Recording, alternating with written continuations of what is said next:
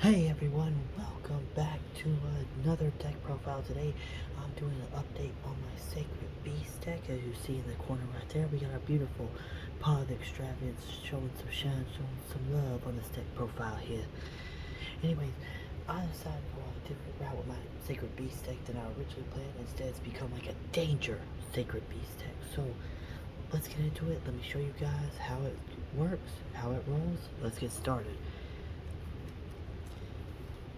First off, of course, you're gonna have one Uriah of Lord of Flames,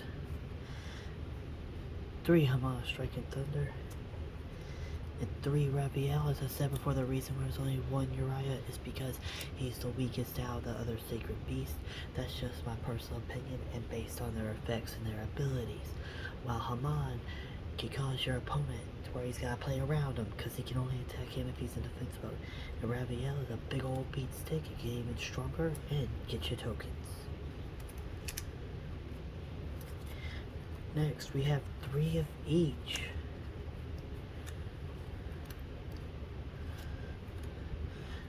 Of the beast. You have the Dark Beckoning Beast, you have the Chaos Summoning Beast, and you have the Dark Summoning Beast.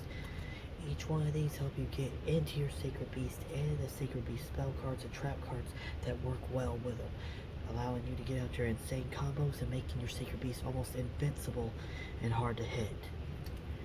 You always want to open up at least with one of these guys, especially the Dark Beckoning Beast. He chains into all 3 of these in a sick combo.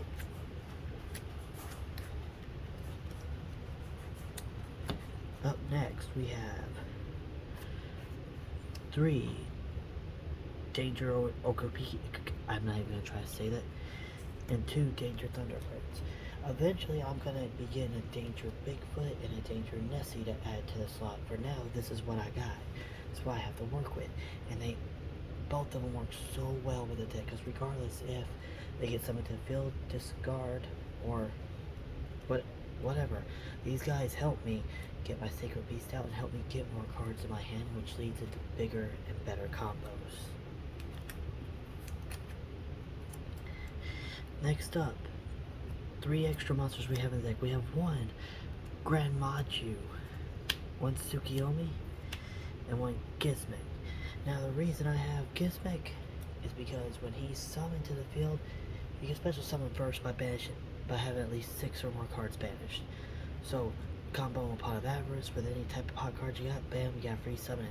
On top of that, he searches out pretty much any monster in this deck. Tsukiyomi, good for countering against your opponent's monsters, flips them face down. Grand Machu is my backup if my Sacred Beasts are to fall. I have this big old beat stick I can summon with no problem whatsoever and hopefully win the game.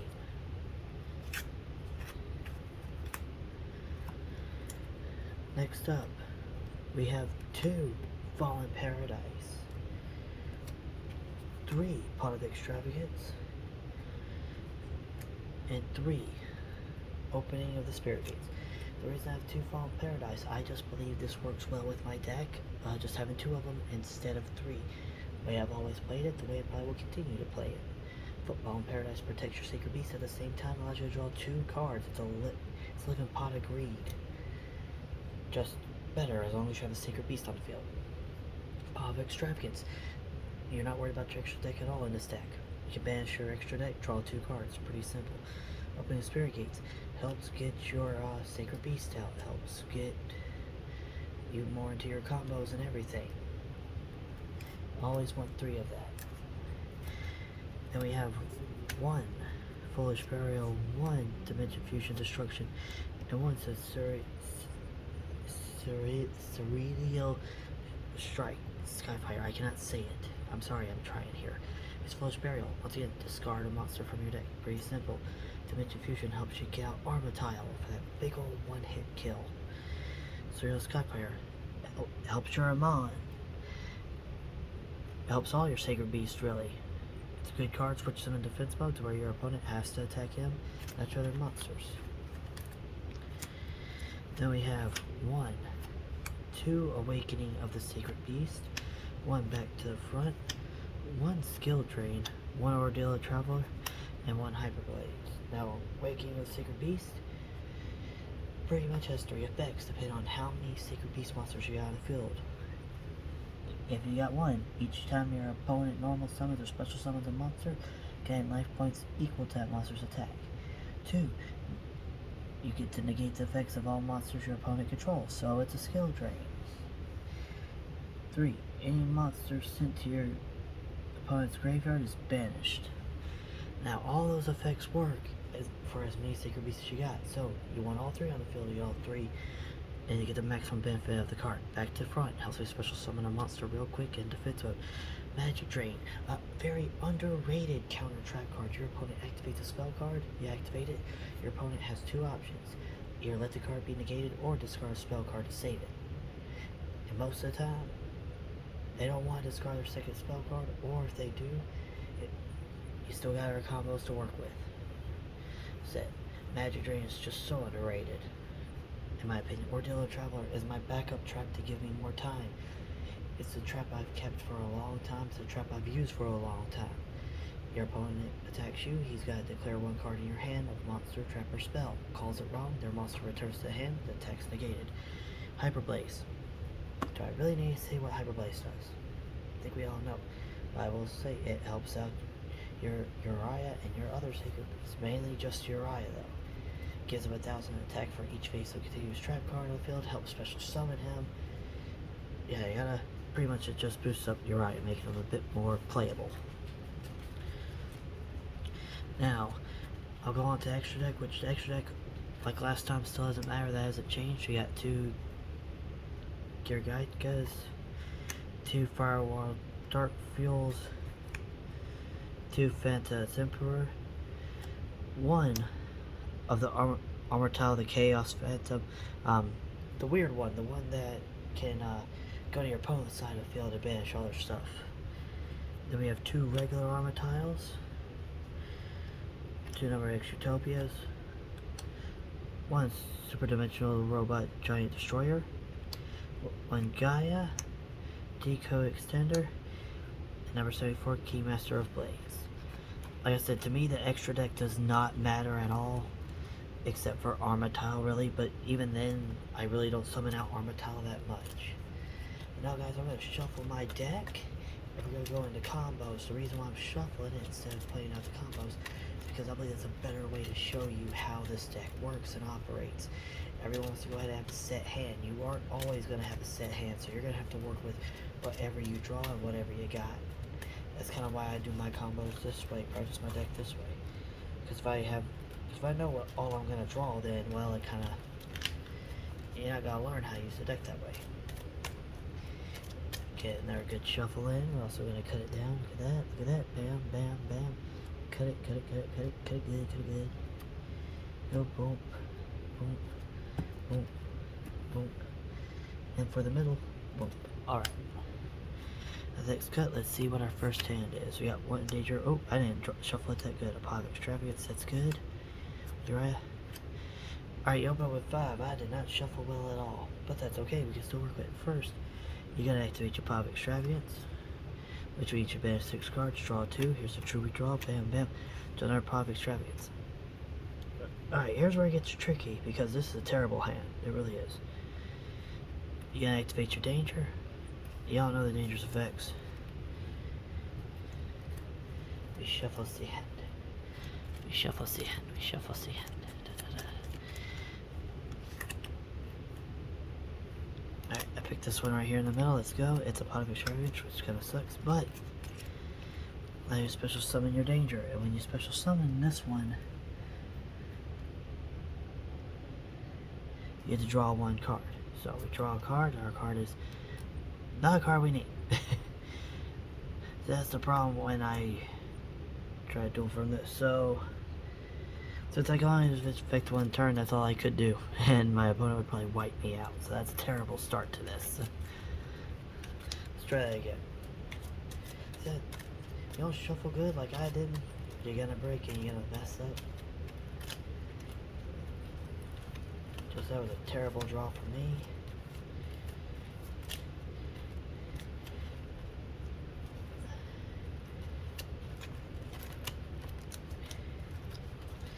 Alright, let's try this again. Here we go, guys. Alright, can I draw a better hand? Danger Thunderbird, don't make me draw a second one. Okay, Ordeal the Traveler. Dark Summoning, Chaos Awakening, and bam. Okay, I did not draw a Sacred Beast. However, I did draw a Danger Thunderbird. So what I would do is activate Danger Thunderbird's effect. Shuffle, shuffle, shuffle. Let's see, we'll take this one, which is one of my Dark Summoning Beasts. That's okay. I get the Special Summon Danger Thunderbird. Special Summon, I could draw one card. And I drew another Dark Summon. Okay, I did not shuffle that well. However, I can activate my Dark Summoning Beast from the graveyard.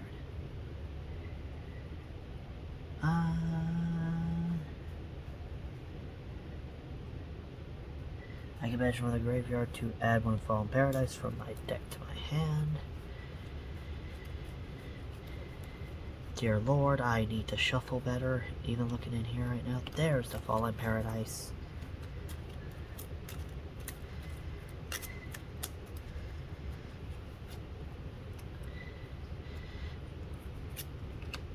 And I would set my Ordeal the Traveler face down.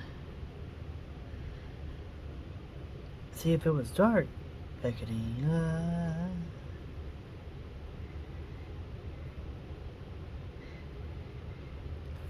Said there would be nothing I could do. My opponent's turn. Miraculously, somehow I will survive. He goes to attack. Ordeal the Traveler. I'll shuffle my hand to prove. Let's see how this works. Selects discard. This spell. I didn't even say what. Okay. Shuffle, shuffle. We'll say monster. Why not? Fix that. It's a monster. Okay. His attack goes through on my Thunderbird. It's my turn. I draw. And I drew shit. Not really. Foolish Burial. Drew Foolish Burial. You would activate it. Let's see.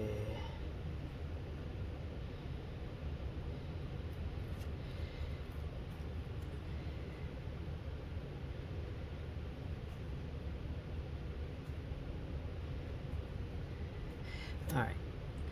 I would bring out my I would send my Dark Summoning Beast to the graveyard to use his effect to where I can banish him along with Chaos Summoning Beast. So I got two in the banish pile. And or to add a monster to my hand, and I would add Herman to my hand. Shuffle the deck, hopefully a lot better. During my turn I would draw, I would activate Fallen Paradise. Summon my Chaos Summoning Beast, send them to the graveyard to special summon Haman. With Haman on the field, I get to draw 2 cards thanks to Fallen Paradise.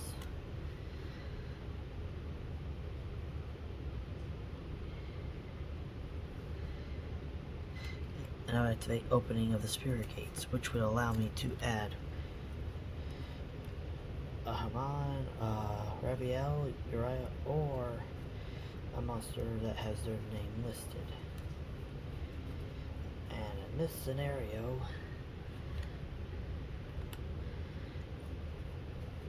I would add Dark Beckoning Beast to my hand because of the fact that I've already used up my normal summon, so I couldn't bring out Chaos Summoning Beast. Let's see here. And thanks to this card, I can discard 1 card to special summon a fiend with 0 attack, 0 defense from my graveyard. But it wouldn't do me no good at this point because of the fact that, well, that.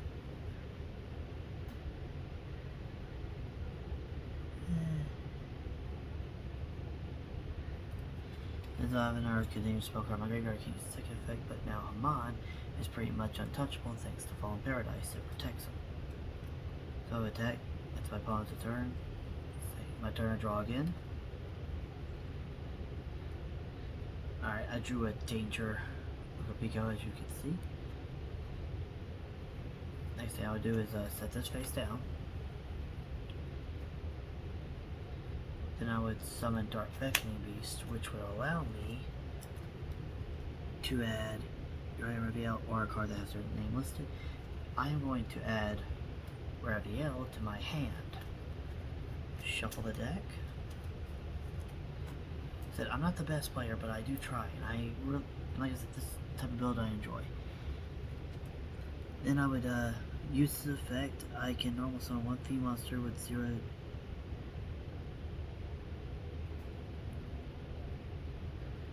Yeah. Oh, I can almost summon my other Dark Summoning Beast, but send him to the graveyard to special summon Raviel. Now with Dark Beckoning Beast on the field, that means I have a 0 attack monster that's open, but that's not a big deal. Opening the Spirit Gates, like I said, kinda... I wouldn't do it because of the fact that I have this card in my banish pile that I can't use. I legit cannot use him if I bring him to the field. Oh wait, yes I can. See, I'm a dummy sometimes. So, I would discard Fusion Destruction to bring back my my Chaos Summoning Beast. Then I would leak him off with Dark Beckoning Beast. And here's why I know some of y'all are watching this like, this boy crazy. Yes I am.